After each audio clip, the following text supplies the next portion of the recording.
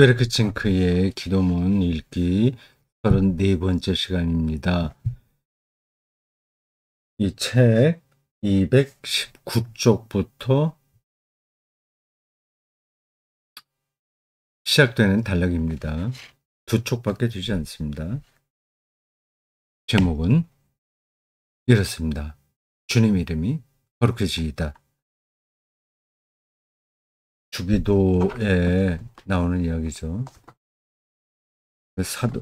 십계명에도 나오는 이야기고요. 주기도 이렇습니다. 하늘에 계신 우리 아버지 이름을 거룩하게 하시며 이름을 거룩하게 하시다 나오고요. 그 십계명에 제가 이제 찬송가 뒤편에 나와 있는 십계명을 봅니다.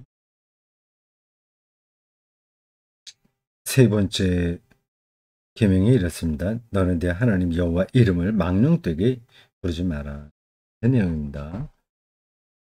예수님께서도 유대인들의 전통인 그 십계명 가르침을 어릴 때부터 잘 알지 않았겠습니까? 그런데 근거에서 주기도를 제자들에게 기도를 가르치면서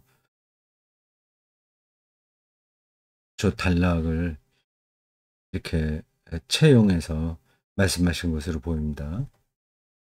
주님의 이름이 거룩해지이다. 이게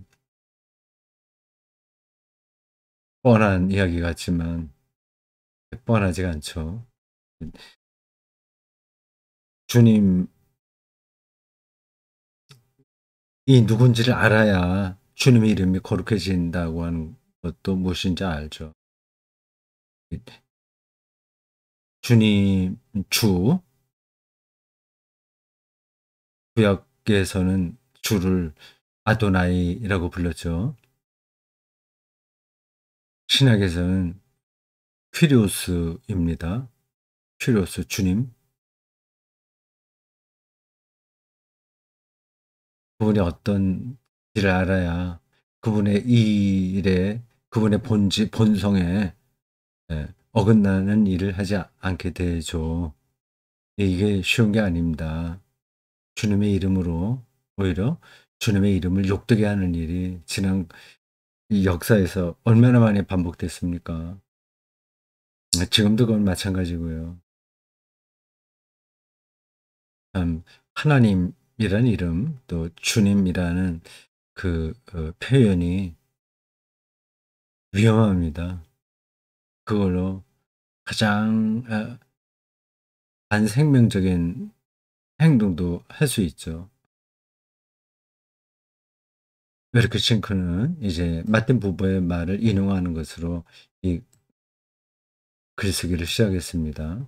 마틴 부버 여러분 화면에 나오죠. 마틴 부버 각주 8번 봅시다. 인 마틴 부버 인 마틴 부버의 어느 자료 안에서라는 뜻이죠. 백개군ung 백개군ung 만난다는 뜻인데 아우토 백개군ung 아우토 비오그라피쇼 프라그멘트 프라그멘트 그 마틴 부버의 그 이력 정도 보면 됩니다. 이력 그가 생애 마틴 부버의 생애 연구 되겠네요. 1960년대 60년에 슈투트가르트 콜 함머 출판사에서 나온 책에 인용된 겁니다. 하나님 이것은 하나님 이게 홀 따옴표로 했어요. 하나님 하고 쉼표를 밑에 붙이는 게 더 낫겠군요. 하나님 하나님을 부르는 게 아니라 하나님 이것은 인간이 쓰는 모든 말 가운데 가장 거북합니다. 다른 어떤 것도 이보다 더 더럽혀지고 이보다 더 갈기갈기 찢기지 않았습니다. 모독당한 거죠. 하나님이라는 이름이요. 바로 이런 이유로 나는 이것을 버리지 않으렵니다. 오히려 나는 이제 더 이상 이제 하나님이라는 이름을 부르지 않겠다고 할 거로 예상을 했는데 그게 아니라 오히려 버리지 않겠다. 인간 종족은 불안한 자기 인생의 짐을 여기에 떠넘겼습니다. 그렇죠. 모든 걸 다 하나님이란 이름으로 처리해 보려고 노력한 거죠.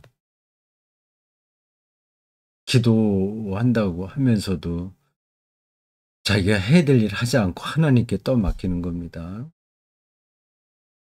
심지어는 이제 하나님의 이름으로 전쟁도 불사하고요.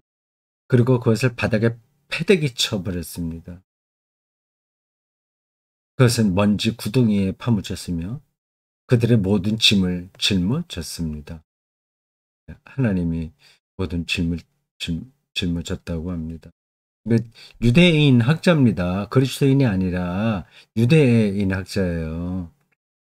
그 구약 어 전통에 따라서 저런 이야기를 하는 거죠. 그 구약 전통이 그 그리스도교 전통과 이렇게 다 있다고 하는 걸 여기서부터 확인할 수 있지 않습니까? 그들의 모든 짐을 짊어졌습니다는 그 마지막 문장을 예수 그리스도에게 에, 에, 해당하는 것으로 받아들여도 잘못이 아니죠. 예수 그리스도는 모든 짐을 짊어지시고 십자가를 지셨다. 우리 그리스도인들이 말하지 않습니까? 바로 그 예수의 운명이 마틴 부보인 유대인 학자가 말하는 저 하나님이라는 이름에 얽힌 이야기와 동일한 거죠. 그러니까 유대교와 기독교는 다른 종교이긴 한데 형제라고 할 수 있습니다. 유대교가 형이죠. 말하자면. 근데 그들이 예수 그리스도를 부인한다. 고 자꾸만 생각하는데 꼭 그런 게 아닙니다. 그리스도교를 부인하는 건 아니에요. 예수를 그리스도로 믿지 않고 선지자로 받아들이는 거는 맞습니다. 우리는 그리스도로 믿으니까요. 그 문제는 그렇게 유대교는 우리 예수를 십자가에 못 박은 사내들인 종교의 전통을 따르니까 이거는 어 심지어 인제 "적그리스도야." 뭐 이렇게까지 말할 수 없어요. 아직까지 유대교와 기독교 사이에 좁혀지지 않은 그 간격이 있는 건 분명합니다. 근데 그 간격은 그대로 인정하면서 공동의 유산이 많으니까 그걸 우리가 소중하게 여겨야죠. 그 요 이야기에 나와서 지금 말씀드린 거예요. 그들의 모든 짐을 짊어지셨습니다. 그러니까 하나님이 그렇게 된 거예요.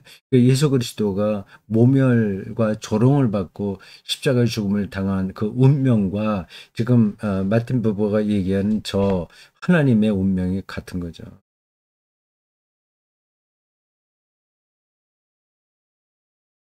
주님, 세상의 주인이시여.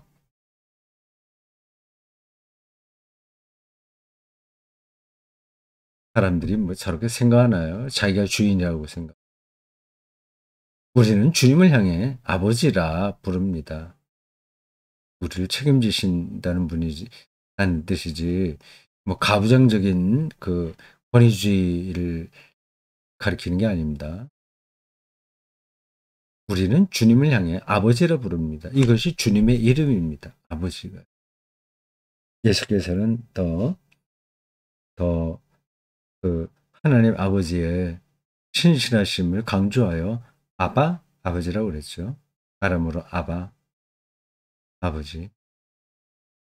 그러면서도 우리는 주님에 관해 천번 만번 이야기합니다.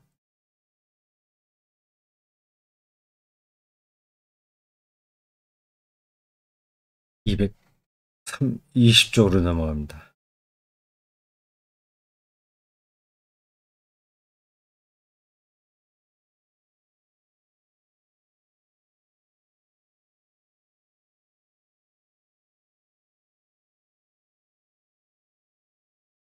아무런 사랑도 경외심도 없이, 그렇지만 주님 이름 안에는 분명히 가장 소중한 것이 들어 있습니다. 그 앞쪽에 나온 표현과 연관해서 읽어야 됩니다. 우리는 주님에 관해 1000번, 10,000번 이야기합니다. 말만 하는 것이, 말만 주여 주여 하는 거죠. 말뿐이죠. 아무런 사랑도 경외심도 없이 수천 번, 수만 번 이름만 부릅니다. 그렇지만 주님 이름 안에는 분명히 가장 소중한 것이 들어 있습니다. 사람들이 그거를 모른다고 하더라도 분명히 들어 있습니다. 그것은 우리에게 위임되어 있습니다. 주님은 우리에게 무엇을 하든 뜻깊은 행복과 의미 있는 노력을 찾으라고 하십니다. 번역이 약간 거치네요. 무엇을 하든 뜻깊은 행복과 의미 있는 삶을 찾으라 하십니다. 하는 게 맞을 텐데요. 의미 있는 노력이라고 하는 건 좀 이상하죠. 하여튼 뜻은 우리가 알겠습니다. 주님은 우리에게 무엇을 하든, 노동자가 되든, 가정주부가 되든, 목사가 되든, 뜻깊은 그러니까 의미 충만한 행복과, 의미 깊은 행복과, 그냥 행복이 아니라 의미 있는 행복이죠. 그냥 맛있는 거 먹는다고 해서 그게 무조건 행복한 거 아니잖아요. 뜻깊은 행복과 어떻게 같이 나누어서 먹냐 하는 게 더 뜻깊은 행복, 먹거리에 이를 놓고 볼 때 더 뜻깊은 거죠. 행복과 의미 있는, 어, 의미 있게 살라고 하십니다. 대충 그런 뜻이에요. 우리의 멍한 행동 앞에서 주님 이름을 보전하소서. 음, 우리의 마음을 흔드는 표현입니다. 기억해둬야 되겠어요. 우리의 멍한 마음, 우리의 멍한 행동 앞에서 주님 이름을 보존하소서. 우리의 불신앙과 무관심 앞에서 우리를 지켜주소서. 음.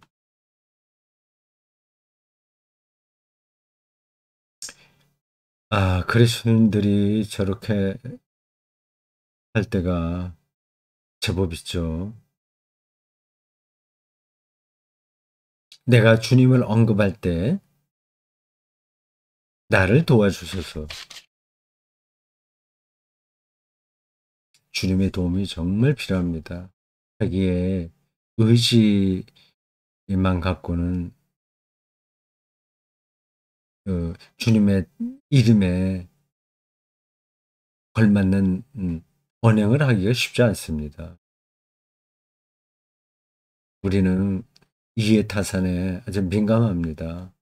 뭐 경제적인 이해타산만이 아니라 명예심에서도 이해타산이 예민합니다. 그분의 도우심이 반드시 필요해요. 이로써 나는 다른 사람을 위로하고자 합니다.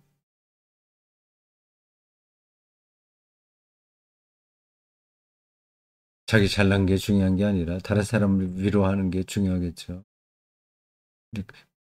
우리 자꾸만 우리 인정받고 싶어 하잖아요. 서로 인정하자 하잖아요. 모두가 그렇게 할 수가 없어요. 좀 생각이 있는 사람이 먼저 그렇게 해야죠.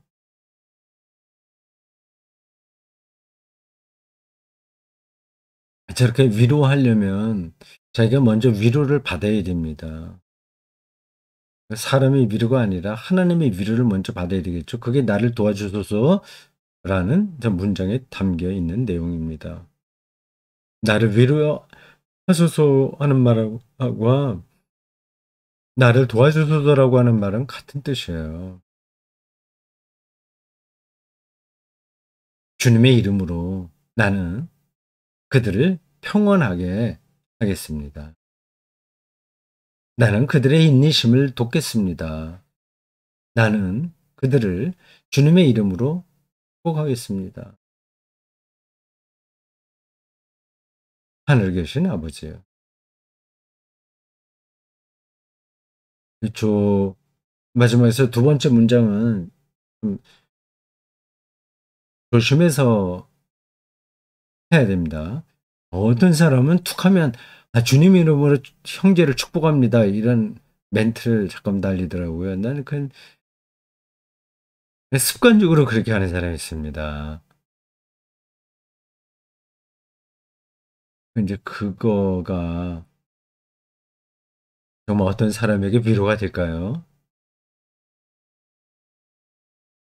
뭐 별로 그렇다고 생각하지 않습니다. 정말 마음속으로 하나님의 축복을 그에게 비는 건 필요하죠. 근데 그냥 입에 붙은 말로 나오는 거는 바람직하지 않습니다.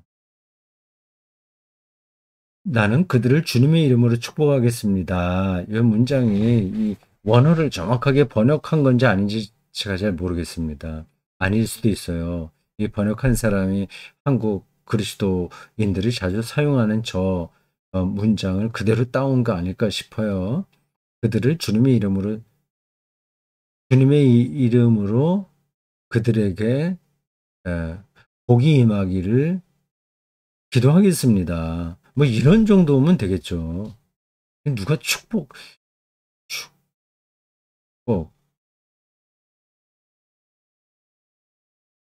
예, 됐습니다. 대충 뜻은 뭔지 아시겠죠? 예, 다른 사람을 위로하고 그들을 평안하게 하고 그들의 인내심을 북돋고 그들에게 주님의 복이 임하기를 기도하고 그렇게 옆에서 권면하겠다. 그런 역할을 감당하겠다. 그 얘기입니다. 자, 오늘 여기까지입니다.